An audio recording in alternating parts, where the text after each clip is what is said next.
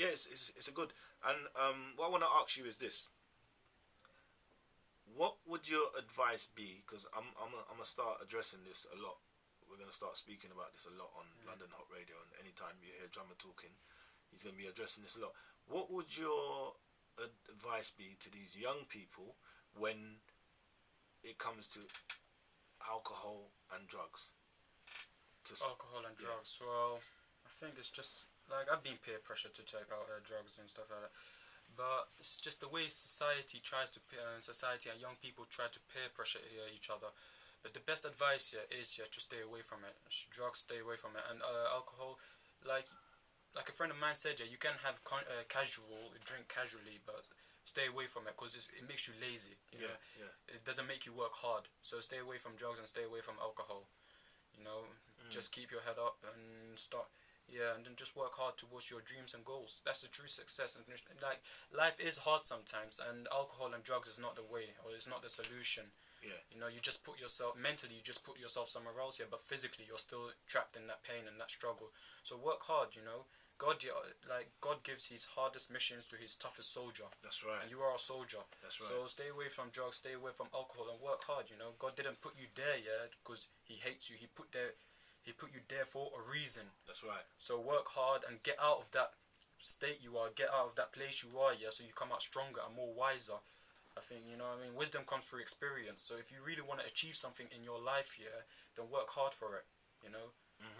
Nothing's going to come to you easy. There is no easy route to success. That's right, my brother. You know, so drugs and alcohol is not going to get you nowhere, believe me. It only breaks community and it breaks unity. You know, it makes you more aggressive. And what we need right now is love and unity. We need to love each other. That's coming from a young leader right there. And Mohamed, while we're on that subject there, you know, like you just told them what to stay away from. Yeah? Tell them a little bit about your life, what you do, how you occupy yourself to keep yourself away from drugs and alcohol and stuff like that. Well, the way I occupy myself is I love, like I said, I love a little bit of writing, but like your ambitions, your hobbies, things that you're doing right now that keep my hobby. My hobby. Let's start with my hobby. My hobby is writing, is reading, is watching. Like, you know what it is? Education is the most powerful tool. I've never believed it. There was at some stage of my life a teacher told me, "Oh, you need education," but I never believed that person.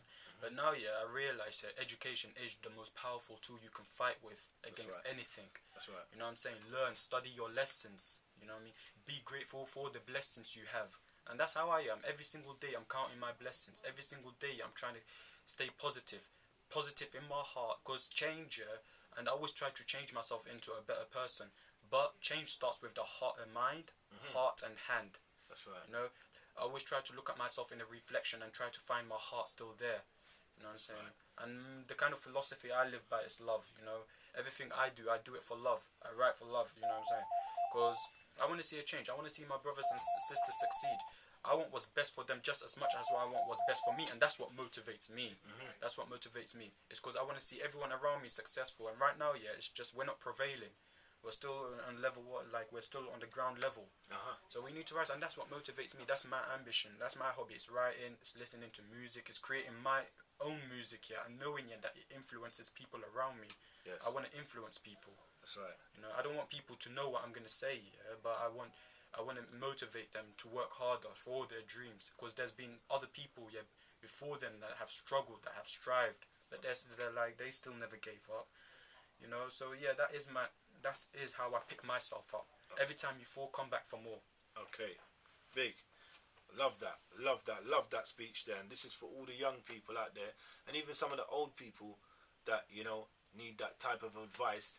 They need someone to talk to them, to build up their motivation to go through. So the next question I'm going to ask you is now, where do you see yourself in the next 5 to 10 years? Well, like I said, I've already started this organization called Alliance Productions. But in 5 years' time, I see myself influencing people much more. You know, like I'm young. I make mistakes, and sometimes I don't know what's best, but I'm always learning from my mistake. I'm always coming out stronger and more wiser, you know. So in 5 years' time, I see myself really developing, maturing, and crafting my art.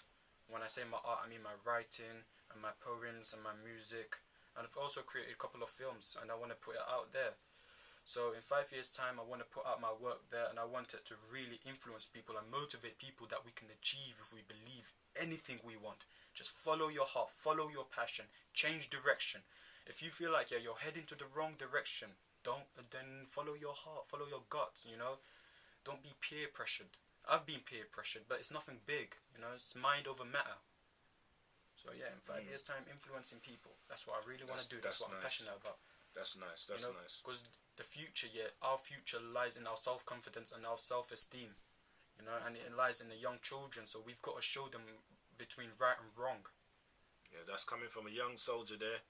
He's on the battlefield, and he's a one-man army, and he's doing well for himself. And you know, if a lot of the youngsters nowadays listen to what this guy's saying, or even can grasp where he's coming from or where he wants to be, I think we'd have a big change in this planet. So the next question I'm going to ask is, your information that you give out, your some would say dawah or knowledge or whatever it is, are you specifically targeting an old crowd, a young crowd? Who are you trying to hit? Well, like I said, I'm targeting for the youth, but I don't mind if there's older people out there learning from me, because we all have got something to learn, you know what I'm saying? Like the way I've been told, is knowledge is eternal. You're always going to learn until you die, until you end up in your grave. So even though I want to address the youth, I think older people can learn something from me. We've just got to listen to each other, you know what I'm saying? But it's good, it's that we've got this arrogance, you know what I'm saying, that we don't want to listen to each other. And we've got, like, I've been talking to my friend just yesterday, it's like everyone's got their small proportion of truth, and they just want to believe in that something. But if we put them all together, then we can achieve something big together. Yeah, you know, make a big jigsaw puzzle. So even though I'm addressing the youth, I think I've got older people can learn something from me, and I can learn something from everyone. You know what I'm saying? Like, I did not come to this stage with my own knowledge. You know, I've learned from different people, and I'm grasping, and I'm bringing a little bit of something from everyone, to talk to you lot. Good, my brother.